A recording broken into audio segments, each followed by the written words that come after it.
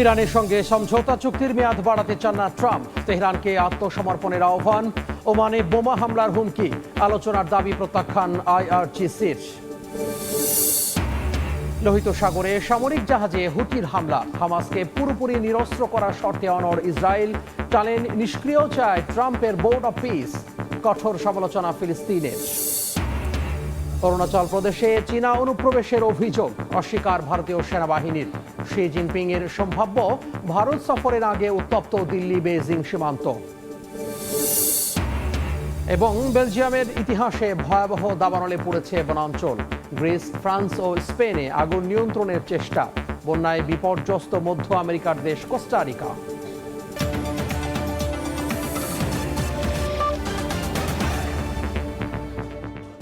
আন্তর্জাতিক সময় সঙ্গে আছি আমি তোহা খান তামিম।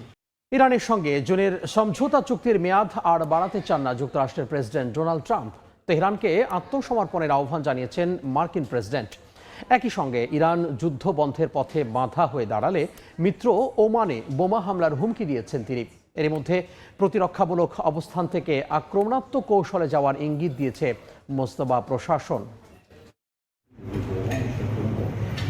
ইরান যুক্তরাষ্ট্র যুদ্ধ থামাতে পাকিস্তানের মধ্যস্থতায় জুনে স্বাক্ষরিত ৬০ দিনের সমঝোতার মেয়াদ শেষ হচ্ছে কোনো চূড়ান্ত চুক্তি ছাড়াই। সমঝোতাটির লক্ষ্য ছিল সামরিক সংঘাত বন্ধ করে বৃহত্তর শান্তি চুক্তির জন্য আলোচনা চালানো, কিন্তু নির্ধারিত সময় শেষ হওয়ার মুখে ট্রাম্প স্পষ্ট করে বলেছেন তিনি এই সমঝোতার মেয়াদ বাড়াতে চান না। আইআরজিসির সঙ্গে সরাসরি গোপন যোগাযোগের দাবি করেছেন ট্রাম্প, তবে ইরানের রেভলিউশনারি গার্ড তা সরাসরি প্রত্যাখ্যান করেছে। এর মধ্যেই ইরানের সামরিক অবস্থান বদলের ইঙ্গিত মিলেছে। IRGC senior commander brigadier general Yadollah Javani বলেছেন তেহরানের প্রতিরক্ষামূলক অবস্থান প্রয়োজনে আক্রমণাত্মক রূপ নিতে পারে। পাশাপাশি সর্বোচ্চ প্রতিরোধের নীতির কথা বলছেন ইরানি কর্মকর্তারা।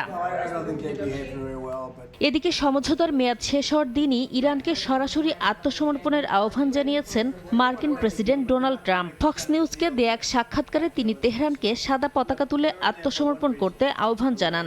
একই সঙ্গে ইরানের সঙ্গে আলোচনায় বাধা হয়ে দাঁড়ালে মিত্র ওমানে বোমা হামলার হুমকি দিয়েছেন তিনি। বলেন ওমান যদি তার প্রশাসনের ইরান আলোচনায় বাধা দেয় তাহলে দেশটিতে হামলা চালানো হবে। তবে কী ধরনের কর্মকাণ্ডকে তিনি বাধা হিসেবে দেখছেন তা স্পষ্ট করে জানাননি। এমন পরিস্থিতিতে হরমুজে নিরাপদ নৌ চলাচলের পথ বের করতে ইরান ও ওমানের আলোচনায় গুরুত্বপূর্ণ অগ্রগতির দাবি করা হয়েছে। ইরানের পররাষ্ট্র মন্ত্রণালয়ের মুখপাত্র ইসমাইল বাঘাই জানিয়েছেন দুই দেশ নতুন সামুদ্রিক রুটের মানচিত্রে একমত হয়েছে। এখন ওই মানচিত্রের সঙ্গে একটি যৌথ বিবৃতি চূড়ান্ত করার কাজ চলছে। নাসরিন রুমি, সময় সংবাদ।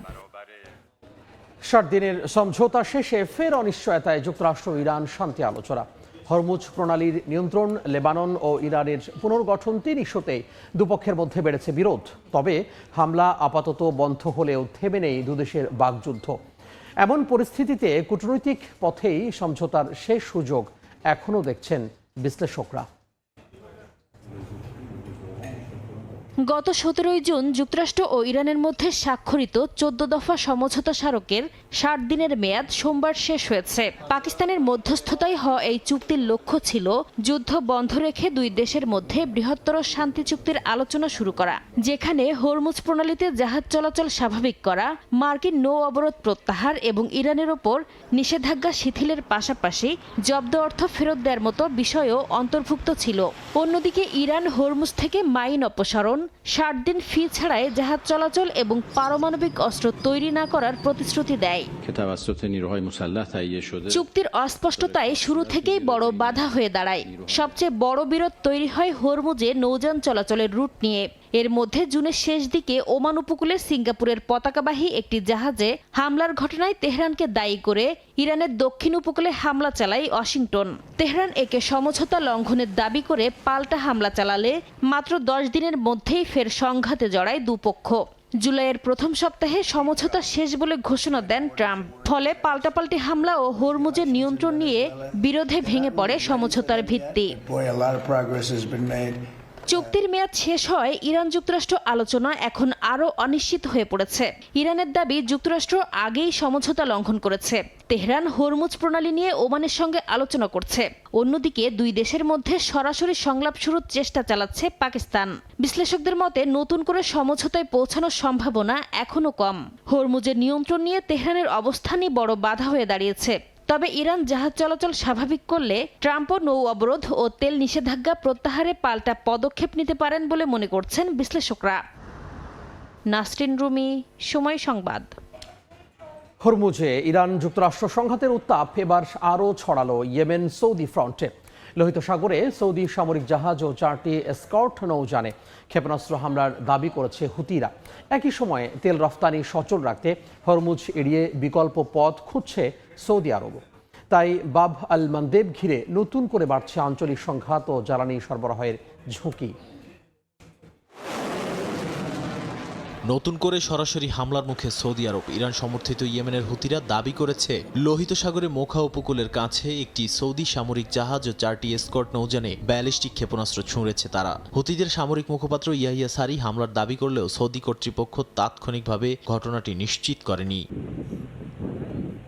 এই হামলা এসেছে সৌদি আরবের বিরুদ্ধে হুতিদের নৌ অবরোধ ও ঘোষণার কয়েক সপ্তাহের মধ্যেই। 20 জুলাই সৌদি আরবের বিরুদ্ধে নৌ অবরোধের ঘোষণা দেয় হুতিরা। এরপর সৌদি তেলবাহী জাহাজকে লক্ষ্য করে হামলার দাবিও করে গোষ্ঠীটি। সৌদি সামরিক সম্পদও হুতিদের হুমকির আওতায় এসেছে। এতে সংঘাতকে নতুন মাত্রায় নিয়ে যেতে পারে বলে ধারণা করা হচ্ছে।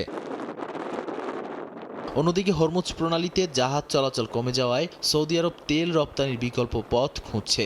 সৌদি আরামকো হরমুজ এড়িয়ে এশিয়ার কিছু ক্রেতাকে ফুজাইরা উপকূলে জাহাজ থেকে জাহাজে তেল সরবরাহের প্রস্তাব দিয়েছে। পাশাপাশি ইয়ানবু বন্দর ও লোহিত সাগরের রুট ব্যবহার করে তেল সরবরাহ চালু রাখার চেষ্টা করছে রিয়াদ। কিন্তু লোহিত সাগরই এখন হুতিদের হামলার আওতায়, তাই বিকল্প পথও পুরোপুরি নিরাপদ নয়। সবচেয়ে বড় উদ্বেগ বাব আল মানদেব প্রণালী ঘিরে। হরমুজের বিকল্প হিসেবে সৌদি ও উপসাগরীয় দেশগুলোর জন্য এই নৌপথ গুরুত্বপূর্ণ। কিন্তু হুতিরা যদি সৌদি জাহাজে হামলা আরও বাড়ায় তাহলে লোহিত সাগর ও বাব আল মানদেব দিয়ে জ্বালানি পরিবহনেও ঝুঁকি তৈরি হবে। এতে জাহাজের বীমা ও পরিবহন ব্যয় বাড়ার পাশাপাশি এশিয়ার বাজারে তেল সরবরাহেও চাপ তৈরি হতে পারে বলে মনে করছেন বিশ্লেষকরা। নাদিম মারজান, সময় সংবাদ। গাজায় যুদ্ধবিরতি ও শান্তি পরিকল্পনা বাস্তবায়নে যুক্তরাষ্ট্রের তৎপরতা বাড়লেও কাটেনি ইসরায়েল হামাসের মতবিরোধ। এ অবস্থায় ট্রাম্পের জামাতা জারেড কুশনারের বৈঠক ঘিরে নতুন করে জটিল হয়েছে যুদ্ধবিরতির সমীকরণ। একই সময়ে ইসরায়েলে আগামী নির্বাচনের আগে লিকুদ পার্টির প্রার্থী বাছাই চলমান রয়েছে। গাজা থেকে ইসরায়েলি সেনা প্রত্যাহারের আগে হামাসকে পুরোপুরি নিরস্ত্র করার শর্তে অনড় তেল আবিব। বোর্ড অব পিসের এক কর্মকর্তার বরাতে জানা যায়, হামাসের সব হালকা ও ভারী অস্ত্র এবং টানেল নিষ্ক্রিয় না হওয়া পর্যন্ত গাজা থেকে ইসরায়েলি বাহিনী সরানো হবে না। হামাস পুনরায় অস্ত্র সংগ্রহ করলে আত্মরক্ষার অধিকারও থাকবে ইসরায়েলের। তবে এই অবস্থানের তীব্র সমালোচনা করেছে ফিলিস্তিনের ন্যাশনাল ইনিশিয়েটিভ। সংগঠনটির অভিযোগ, নেতানিয়াহুকে পরিকল্পনা বাস্তবায়নে বাধ্য না করে উল্টো ছাড় দিচ্ছে ট্রাম্প প্রশাসন। তাদের দাবি, ফিলিস্তিনিরা মার্কিন প্রস্তাবে নমনীয়তা দেখালেও ইসরায়েল তা প্রত্যাখ্যান করেছে। একই সময়ে পশ্চিম তীরের জেনিনে প্রায় 100টি ভবনে তল্লাশি চালিয়ে 2 ফিলিস্তিনিকে আটকের কথা জানিয়েছে নেতানিয়াহু বাহিনী। অন্যদিকে হামাসের প্রতিনিধি জানিয়েছেন, ইসরায়েলি দখলদারিত্ব চললে হামাস অস্ত্র ত্যাগ করবে না। তার দাবি, আলোচনার মাধ্যমে হওয়া যুদ্ধবিরতিও বাস্তবে কার্যকর হয়নি। এ অবস্থায় যুক্তরাষ্ট্রের বিশেষ দূত জ্যারেড কুশনার মিশরে হামাসের নেতার সঙ্গে বৈঠকের পর জেরুজালেমে নেতানিয়াহুর সঙ্গে দীর্ঘ বৈঠক করেন। পরে ইসরায়েলি প্রেসিডেন্ট আইজ্যাক হারজোগের সঙ্গেও বৈঠক করেন তিনি। তবে যুক্তরাষ্ট্রের এই কূটনৈতিক তৎপরতায় গাজাবাসীর মধ্যে আশার পাশাপাশি রয়েছে গভীর হতাশা। বাস্তুচ্যুত ফিলিস্তিনিরা বলছেন, বছরের পর বছর হামলা, ঘরবাড়ি ধ্বংস ও তাঁবুতে জীবন কাটানোর পর তারা আর নতুন প্রতিশ্রুতি নয়, চান যুদ্ধের স্থায়ী অবসান। চলমান পরিস্থিতির মধ্যেই ইসরায়েলে আগামী নির্বাচনের আগে লিকুদ পার্টির প্রার্থী বাছাই চলছে। জরিপে দলের অনেক ভোটার মধ্যপন্থী সরকার চাইলেও কট্টর ডানপন্থীদের প্রভাব এখনও শক্তিশালী। ফারদিন মাঝহার, সময় সংবাদ। আন্তর্জাতিক সময় আরও থাকছে। ইউক্রেন যুদ্ধ ঘিরে উত্তপ্ত রাশিয়া পশ্চিমা সম্পর্ক। কিয়েভের দূরপাল্লার ড্রোনে ব্রিটিশ অস্ত্র ব্যবহারের অভিযোগ মস্কোর। পাল্টাপাল্টি হামলায় কয়েকজন হতাহত। অরুণাচল প্রদেশে চীনা অনুপ্রবেশের অভিযোগ ঘিরে আবারও উত্তপ্ত ভারত চীন সীমান্ত। ভারতের ক্ষমতাসীন জোটের শরিক দলের অনুসন্ধানী সদস্যদের দাবি, বছরের পর বছর ধরে সীমান্তে জমি দখল করছে চীন, যদিও ভারতীয় সেনারা বলছেন অভিযোগের কোনো ভিত্তি নেই। আর এই উত্তেজনা তৈরি হলো শি জিনপিংয়ের সম্ভাব্য ভারত সফরের মাত্র কয়েক সপ্তাহ আগে। অরুণাচল প্রদেশের দুর্গম আপার সুবনশিরি জেলায় চীনা অনুপ্রবেশের অভিযোগ তুলেছে ক্ষমতাসীন বিজেপির মিত্র পিপলস পার্টি অব অরুণাচলের অনুসন্ধানী দল। তাদের দাবি, তাকখিং এলাকায় বছরের একটি বড় সময় ভারতীয় সেনারা আবহাওয়ার কারণে নিয়মিত টহল দিতে পারেন না। এই সুযোগে চীনা বাহিনী সীমান্ত এলাকায় সক্রিয় থাকে। স্থানীয়দের অভিযোগ, 2023 সালের এক সংঘর্ষের পর ভারতীয় সেনা সেরা 5 নামের একটি টহল পয়েন্ট থেকেও সরে গেছে। সীমান্তের স্থানীয় জনগোষ্ঠীর অভিযোগও বেশ গুরুতর। তাদের দাবি, পূর্বপুরুষদের ব্যবহার করা শিকার ক্ষেত্র ধীরে ধীরে চীনের নিয়ন্ত্রণে চলে যাচ্ছে। স্থানীয় একটি সংগঠনও ভারতীয় কর্মকর্তাদের কাছে অভিযোগ করেছে, চীনা অনুপ্রবেশ সাম্প্রতিক সময় অনেক বেড়েছে। তবে ভারতীয় সেনাবাহিনী গণমাধ্যমে প্রকাশিত এসব অভিযোগকে সরাসরি ভিত্তিহীন বলে প্রত্যাখ্যান করেছে। ভারত চীন সীমান্ত বিরোধ অবশ্য নতুন নয়। প্রায় ৩,৪৮৮ কিলোমিটার সীমান্তের বড় অংশ নিয়েই দুই দেশের মতবিরোধ রয়েছে। অরুণাচলকে পুরোপুরি নিজেদের ভূখণ্ড বলে দাবি করে চীন, আর ভারত 1914 সালের ম্যাকমোহন লাইনকে সীমান্ত হিসেবে মানে। দুই দেশ লাইন অফ অ্যাকচুয়াল কন্ট্রোল বা এলএসি মেনে চললেও সেটির অবস্থান নিয়ে রয়েছে বিস্তর মতপার্থক্য। 2020 সালের গালওয়ান সংঘর্ষে দুই দেশের সেনা নিহত হওয়ার পর সেই উত্তেজনা আরও গভীর হয়। সাম্প্রতিক সময় অবশ্য সম্পর্ক কিছুটা স্বাভাবিক করার চেষ্টা করছে দিল্লি ও বেইজিং। যুক্তরাষ্ট্রের বাণিজ্যিক চাপের মধ্যেও দুই দেশের বাণিজ্য 2025-26 অর্থ বছরে $151 বিলিয়ন বেশি হয়েছে। সীমান্ত নিয়েও কূটনৈতিক ও সামরিক পর্যায়ে যোগাযোগ চলছে। কিন্তু নতুন করে অনুপ্রবেশের অভিযোগ সেই সম্পর্কের অগ্রগতিকে প্রশ্নের মুখে ফেলতে পারে বলে মনে করছেন অনেকে। বিশেষ করে সেপ্টেম্বরে ভারতের অনুষ্ঠেয় ব্রিক্স সম্মেলনে চীনা প্রেসিডেন্ট শি জিনপিং এর সম্ভাব্য সফরের আগে এই উত্তেজনা দুই দেশের জন্যই স্পর্শকাতর। নাদিম মারজান, সময় সংবাদ। ইউরোপ জুড়ে ভয়াবহ দাবানলে পড়ছে বনাঞ্চল, বন্যপ্রাণীর আবাসস্থল ও জনপদ। বেলজিয়ামে রেকর্ড দাবানলে ধ্বংস হয়েছে বিরল জীববৈচিত্র্য। গ্রিসে আগুন দ্রুত ছড়িয়ে পড়ায় 500-র বেশি মানুষকে নিরাপদ স্থানে সরিয়ে নেয় কোস্টগার্ড। ফ্রান্স, স্পেন ও কানাডাতেও ছড়িয়ে পড়েছে আগুন। ভয়াবহ দাবানলে পুড়ছে ইউরোপের বিভিন্ন দেশের বনাঞ্চল। বেলজিয়ামের হাই ফেন্স ন্যাশনাল পার্কে দাবানলে পুড়েছে প্রায় 3000 হেক্টর এলাকা। দেশটির ইতিহাসে এটি এখন পর্যন্ত সবচেয়ে বড় দাবানল। প্রায় 500 দমকল কর্মী, সেনা সদস্য, কৃষক এবং প্রতিবেশী জার্মানি ও লুক্সেমবার্গের কর্মীরা আগুন নিয়ন্ত্রণে কাজ করছেন। বৃষ্টি কিছুটা স্বস্তি দিলেও পুরোপুরি নিয়ন্ত্রণে আসেনি আগুন। আহত প্রাণী উদ্ধার করে বন্যপ্রাণী পুনর্বাসন কেন্দ্রে নেওয়ার প্রস্তুতি রেখেছে উদ্ধারকারী দল। এদিকে গ্রিসের সালামিনা দ্বীপে দাবানলে প্রাণ গেছে অন্তত 2 জনের। প্রবল বাতাসে দ্রুত ছড়িয়ে পড়া আগুন থেকে 500-র বেশি মানুষকে নিরাপদে সরিয়ে নেয় কোস্টগার্ড।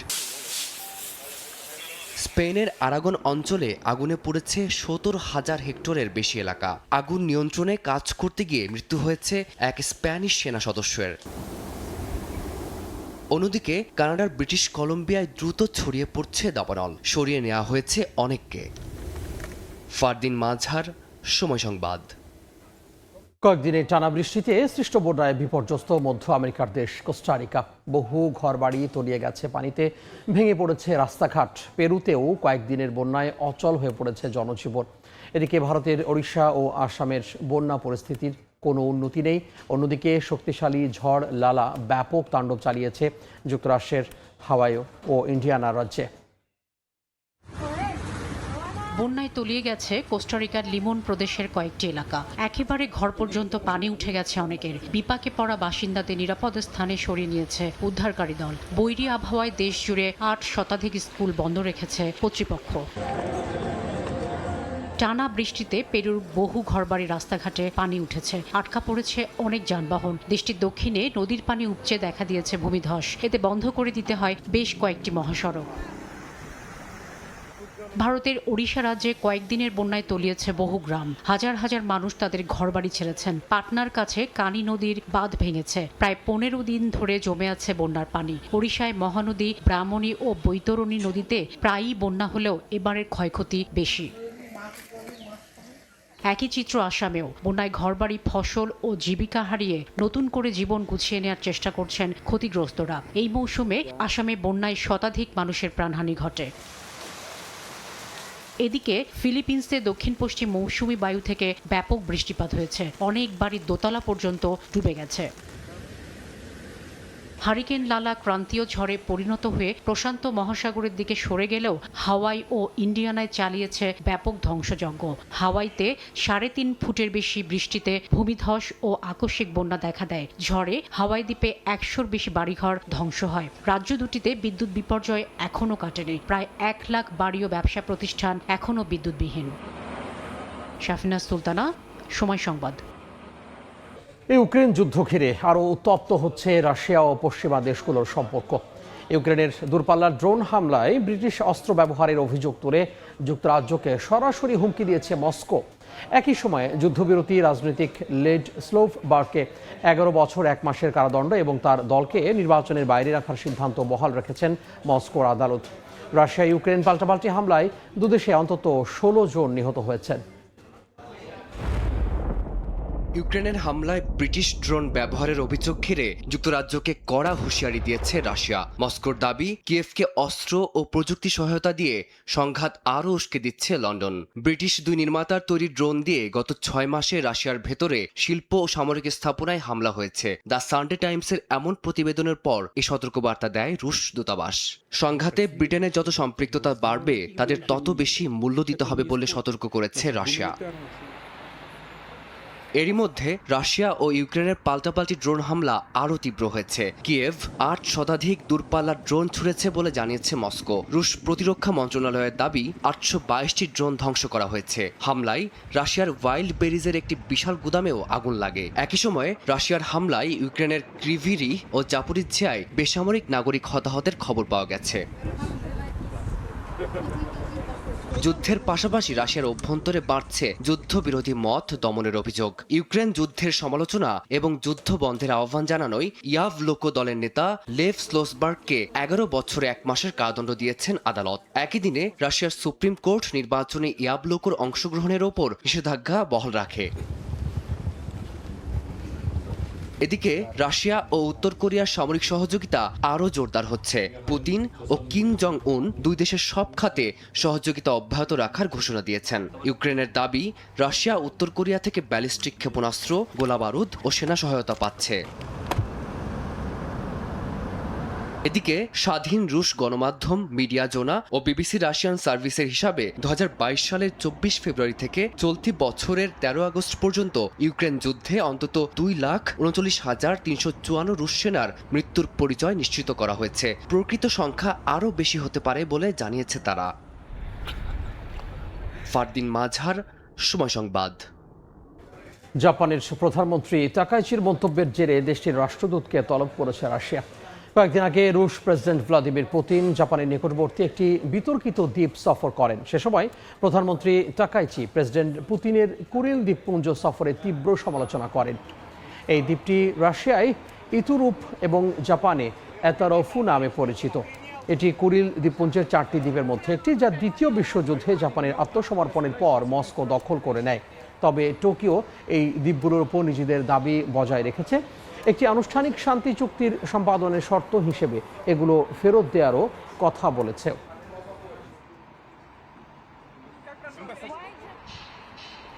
স্টিলটেক মানে গুণগত মানের নিশ্চয়তা। It's all about stainless style. Asad আমলের নির্যাতনের স্মৃতি এখনও মুছে যায়নি সিরিয়ায়। এরই মধ্যে পুলিশ হেফাজতে সাবেক হোয়াইট হেলমেট কর্মীর মৃত্যু ঘিরে তীব্র ক্ষোভ দেখা দিয়েছে। পরিবারের অভিযোগ, হিমোফিলিয়ার কথা জানিয়েও রেহাই মেলেনি। 72 ঘন্টা ধরে চলে নির্যাতন। এ বিষয়ে তদন্ত শুরু করেছে সরকার। নতুন সিরিয়ায় আইনের শাসন নিয়ে উঠেছে বড় প্রশ্ন। অর্থ সংক্রান্ত একটি বিরোধের জেরে লাতাকিয়ার হাফে থানায় আটক করা হয় সাবেক হোয়াইট হেলমেট কর্মী মোহাম্মদ গামিরাকে। পরিবারের দাবি 3 দিন হেফাজতে থাকার পর তার শারীরিক অবস্থার ভয়াবহ অবনতি হয়। পরে তিশরিন ইউনিভার্সিটি হাসপাতালে নেওয়া হলে চিকিৎসকরা তার মস্তিষ্ক ও পেটের ভেতরে গুরুতর রক্তক্ষরণ শনাক্ত করেন। শেষ পর্যন্ত হাসপাতালেই মৃত্যু হয় 2 সন্তানের এই বাবার। গামিরার পরিবারের অভিযোগ, নিরাপত্তা কর্মীদের তার দীর্ঘদিনের হিমোফিলিয়া রোগের কথা জানানো হয়েছিল। এরপরও তাকে টানা শারীরিক নির্যাতন করা হয়। সামাজিক যোগাযোগ মাধ্যমে হাসপাতালে চিকিৎসাধীন গামিরার ছবি ছড়িয়ে পড়ার পরেই ঘটনাটি প্রকাশ্যে আসে। তার মৃত্যুর খবর ছড়িয়ে পড়তেই লাতাকিয়ায় বিক্ষোভ শুরু হয়। মঙ্গলবার দেশজুড়ে প্রতিবাদের ডাকও দেয়া হয়। জনরোষের মুখে তদন্তের ঘোষণা দিয়েছে সিরিয়ার অভ্যন্তরীণ নিরাপত্তা কমান্ড। স্বরাষ্ট্রমন্ত্রী আনাস খাত্তাব বলেছেন, গামিরাকে আটকের সময় আইন মেনে প্রক্রিয়া অনুসরণ করা হয়েছিল কি না, তার শারীরিক অবস্থার বিষয়টি বিবেচনায় নেওয়া হয়েছিল কি না, সবই খতিয়ে দেখা হবে। কোনো কর্মকর্তা বা নিরাপত্তা কর্মী দায়ী প্রমাণিত হলে পরিচয় কিংবা পদমর্যাদা বিবেচনা না করেই আইন অনুযায়ী শাস্তির আশ্বাস দিয়েছে সরকার। তবে এই ঘটনাকে শুধু একটি হেফাজতে মৃত্যুর ঘটনা হিসেবে দেখছেন না সিরিয়ার মানুষ। সাবেক প্রেসিডেন্ট বাশার আল আসাদের আমলে কারাগারে নির্যাতন, নিখোঁজ ও মৃত্যুর দীর্ঘ ইতিহাস রয়েছে। বিশেষ করে সেদনায়া কারাগার হয়ে উঠেছিল রাষ্ট্রীয় নির্যাতনের ভয়াবহ প্রতীক। আসাদ পতনের পর নতুন সরকার আইনের শাসন ও জবাবদিহিতার প্রতিশ্রুতি দিলেও গামিরার মৃত্যু সেই পুরনো সংস্কৃতি পুরোপুরি বদলেছে কিনা তা নিয়ে নতুন করে প্রশ্ন তুলেছে। নাদিম মারজান, সময় সংবাদ। ভারতে 24 দিনের আন্দোলনের পর শিক্ষার্থীদের বড় দাবি মেনে নিল ঝাড়খণ্ড সরকার। 2014 সাল থেকে সব নিয়োগ পরীক্ষা ও নিয়োগ প্রক্রিয়ায় অনিয়ম তদন্তের ঘোষণা দিয়েছেন মুখ্যমন্ত্রী হেমন্ত সোরেন। তবে সিবিআই তদন্তের দাবি পূরণ না হওয়ায় আন্দোলন পুরোপুরি থামছে না বলে জানা গেছে। এর মধ্যে অনশন ভাঙলেন ছাত্রনেতা দেবেন্দ্রনাথ মাহাতো। দীর্ঘ 24 দিনের আন্দোলনের পর অবশেষে বড় সিদ্ধান্ত নিয়েছে ভারতের ঝাড়খণ্ড সরকার। বাতিল করা হয়েছে সরকারি চাকরির জন্য নেওয়া সব পরীক্ষা ও নিয়োগ প্রক্রিয়া। এর আওতায় পড়ছে ঝাড়খণ্ড পাবলিক সার্ভিস কমিশন, জেপিএসসি এবং জেএসএসসি সিজিএল পরীক্ষাও। 2014 সাল থেকে এখন পর্যন্ত পরীক্ষায় হওয়া ছোট বড় সব অনিয়ম তদন্তের ঘোষণা দিয়েছেন মুখ্যমন্ত্রী হেমন্ত সোরেন। শিক্ষার্থীদের আন্দোলনের অন্যতম প্রধান দাবি ছিল 2024 সালে প্রশ্নপত্র ফাঁসের অভিযোগ ওঠা জেএসএসসি সিজিএল পরীক্ষা বাতিল। পাশাপাশি নিয়োগ প্রক্রিয়া অনিয়মের অভিযোগ তদন্তে সিবিআইকে দায়িত্ব দেওয়ার দাবি জানিয়ে আসছিলেন তারা। সরকার অবশ্য সিবিআই এর পরিবর্তে সিআইডি তদন্তের ঘোষণা দিয়েছে। একই সঙ্গে নিয়োগ পরীক্ষা সংস্কারে একটি কমিটিও গঠন করা হয়। সরকারের সিদ্ধান্তের পরও আন্দোলন পুরোপুরি প্রত্যাহার করেননি শিক্ষার্থীরা। ছাত্রনেতা রবীন্দ্র পাসওয়ান জানিয়েছেন, সিবিআই তদন্তের দাবি পূরণ না হওয়া পর্যন্ত তাদের আন্দোলন চলবে। তবে সরকারের পদক্ষেপকে বড় জয় হিসেবে দেখছেন তারা। অন্যদিকে হাসপাতালে চিকিৎসাধীন ছাত্রনেতা দেবেন্দ্রনাথ মাহাতো মন্ত্রী ও বিধায়কদের সঙ্গে সাক্ষাতের পর সোমবার রাতে অনশন ভেঙেছেন। অনশন প্রত্যাহারের পর মাহাতো বলেন, শুধু তদন্ত নয়, এমন একটি ব্যবস্থা চান তারা যাতে ভবিষ্যতে প্রশ্নপত্র ফাঁস বা নিয়োগ পরীক্ষায় অনিয়মের সুযোগ না থাকে। এর আগে কংগ্রেস নেতা রাহুল গান্ধীও মুখ্যমন্ত্রী হেমন্ত সোরেনকে চিঠি দিয়ে আন্দোলনরত শিক্ষার্থীদের সঙ্গে আলোচনার আহ্বান জানিয়েছিলেন। সরকারের নতুন সিদ্ধান্তে তাৎক্ষণিক উত্তেজনা কিছুটা কমলেও সিবিআই তদন্তের দাবি ঘিরে ঝাড়খণ্ডে শিক্ষার্থী আন্দোলনের ভবিষ্যৎ এখনও অনিশ্চিত। নাদিম মারজান, সময় সংবাদ। ফিলিপিন্সের দক্ষিণাঞ্চলীয় শহর জাম্বোয়াঙ্গার একটি স্কুলে গুলিতে এক শিক্ষার্থী নিহত হয়েছেন। ঘটনাস্থল থেকে অস্ত্রধারীর মরদেহ উদ্ধার করা হয়। মঙ্গলবার শহরের একটি বিশ্ববিদ্যালয়ের সাথে সংযুক্ত স্কুলে এই ঘটনা ঘটে। নিহত দুজনই ওই স্কুলের শিক্ষার্থী। সন্দেহভাজন হামলাকারী 7ম শ্রেণীর একজন ছাত্র বলে প্রাথমিকভাবে জানা গেছে। সে শ্রেণীকক্ষে ঢুকে প্রথমে শিক্ষকদের লক্ষ্য করে গুলি চালায়, এরপর ছাত্রদের উপর হামলা করে, এরপরও নিজেও আত্মহত্যা করে। হামলাকারী একটি উচ্চ ক্ষমতা সম্পন্ন আগ্নেয়াস্ত্র ব্যবহার করে। পুলিশ পরিস্থিতি নিয়ন্ত্রণে এনেছে বলে জানা গেছে। তাৎক্ষণিকভাবে এর বেশি কিছু পুলিশের পক্ষ থেকে জানানো হয়নি।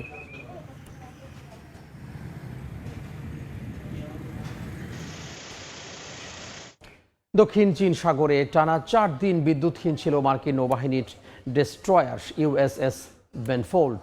এতে জাহাজটির নেভিগেশন সক্ষমতার পাশাপাশি গ্যালি সার্ভিস, ফ্ল্যাশিং টয়লেট, শীতাতপ নিয়ন্ত্রণ ও পানীয় জলের ব্যবস্থাও বন্ধ হয়ে যায়। 32 থেকে 37 ডিগ্রি সেলসিয়াস তাপমাত্রার মধ্যে এমন পরিস্থিতিতে চরম দুর্ভোগে পড়েন নাবিকরা। পরে আরেকটি জাহাজ থেকে গরম খাবার সরবরাহ করা হয়। বেনফোর্ডকে মেরামতের জন্য ফিলিপিন্সে নেওয়া হয়েছে।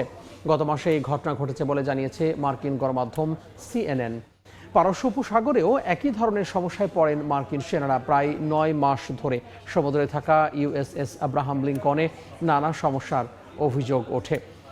একের পর এক মার্কিন যুদ্ধজাহাজে যান্ত্রিক ত্রুটি ও মৌলিক সেবা ব্যাহত হওয়ায় ঘটনায় নৌবাহিনীর সক্ষমতা ও রক্ষণাবেক্ষণ ব্যবস্থা নিয়ে নতুন করে প্রশ্ন উঠেছে। পাকিস্তানের সাবেক প্রধানমন্ত্রী ইমরান খানকে জেল থেকে হাসপাতালে নেওয়ার নির্দেশ দিয়েছেন দেশটির সুপ্রিম কোর্ট। মঙ্গলবার আদালতের এই নির্দেশের কথা জানিয়েছে স্থানীয় গণমাধ্যম। 73 বছর বয়সী ইমরান খান 2018 থেকে 2022 সাল পর্যন্ত পাকিস্তানের প্রধানমন্ত্রী ছিলেন। 2023 সালের আগস্টে দুর্নীতির মামলায় গ্রেফতারের পর থেকে তিনি কারাগারে রয়েছেন। সাজা ভোগ করেছেন একাধিক মামলায়, তবে এসব মামলা রাজনৈতিক উদ্দেশ্য প্রণোদিত বলে দাবি ইমরান ও তার সমর্থকদের। কারাগারে দীর্ঘদিন বন্দিত্বের পাশাপাশি একাকিত্ব ও মানসিক চাপ নিয়েও উদ্বেগ জানিয়েছিল তার পরিবার। গত ডিসেম্বরে সাক্ষাতের পর ইমরানের বোন উজমা খানুম জানিয়েছিল শারীরিকভাবে তিনি ভালো থাকলেও মানসিকভাবে চাপে রয়েছেন।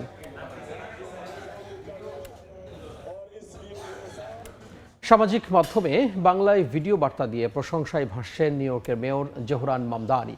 স্থানীয় সময় সোমবার নিউ ইয়র্ক সিটির হাই স্কুল শিক্ষার্থীদের জন্য 2000-এর বেশি ফ্রি ব্রডওয়ে টিকিট দেওয়ার কথা জানান মামদানি। পুরো ভিডিও বার্তাটি বাংলায় বলেন জনপ্রিয় এই মেয়র।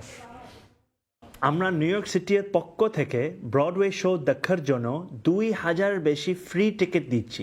শুনো, লটারি এখন খোলা। 17 আগস্টের মধ্যে এই ওয়েবসাইটটা গেলে লটারি এন্টার করতে পারবা। শুধু তাই না, যখন লটারিতে এন্টার করবা তার সাথে থিয়েটার ডেভেলপমেন্ট ফান্ডের 2 মাসে ফ্রি মেম্বারশিপ পাবা। ঠিক আছে, তাহলে দেখা হবে শোতে। শক্তিশালী এল নিনোর প্রভাবে লাতিন আমেরিকা থেকে সামুদ্রিক পাখিরা পানামার দিকে চলে যাচ্ছে। পাখিদের এই স্থান বদলকে অশনি সংকেত হিসেবে দেখছেন গবেষকরা। তারা বলছেন এল নিনো প্রশান্ত মহাসাগরের পূর্বাঞ্চলের পানি উষ্ণ করে তুলেছে, ফলে সেখানকার মাছগুলো খাবার সংগ্রহের জন্য সাগরের অন্য জায়গায় চলে যাচ্ছে। এই মাছগুলো যেহেতু ওই অঞ্চলের সামুদ্রিক পাখিদের খাবার, তাই সেগুলোরও এলাকা বদলাতে হচ্ছে। পাখি সংরক্ষণের তথ্য সংগ্রহকারী প্ল্যাটফর্ম ইবার্ডের হিসাব বলছে চলতি বছরের জুন থেকে পানামা সিটির কাছে পেনন সে সান হোসে ও এর আশপাশের এলাকায় 60 থেকে 400টি ব্লু ফুটেড বুবি দেখা দেওয়া গেছে। 2023-24 সালের এল নিনোর সময় দেখা দিয়েছিল 3 থেকে 62টি। আন্তর্জাতিক সময়ের শীর্ষ সংবাদগুলো জানিয়ে দিব আরও একবার। ইরানের সঙ্গে সমঝোতা চুক্তির মেয়াদ বাড়াতে চান না ট্রাম্প। তেহরানকে আত্মসমর্পণের আহ্বান। ওমানে বোমা হামলার হুমকি। আলোচনার দাবি প্রত্যাখ্যান IRGC's। লোহিত সাগরে সামরিক জাহাজে হুতির হামলা। হামাসকে পুরোপুরি নিরস্ত্র করার শর্তে অনড় ইসরায়েল। টানেল নিষ্ক্রিয় চায় ট্রাম্পের বোর্ড অফ পিস। কঠোর সমালোচনা ফিলিস্তিনের। এবং বেলজিয়ামের ইতিহাসে ভয়াবহ দাবানলে পড়েছে বনাঞ্চল। গ্রিস, ফ্রান্স ও স্পেনে আগুন নিয়ন্ত্রণের চেষ্টা। বন্যায় বিপর্যস্ত মধ্য আমেরিকার দেশ কোস্টারিকা।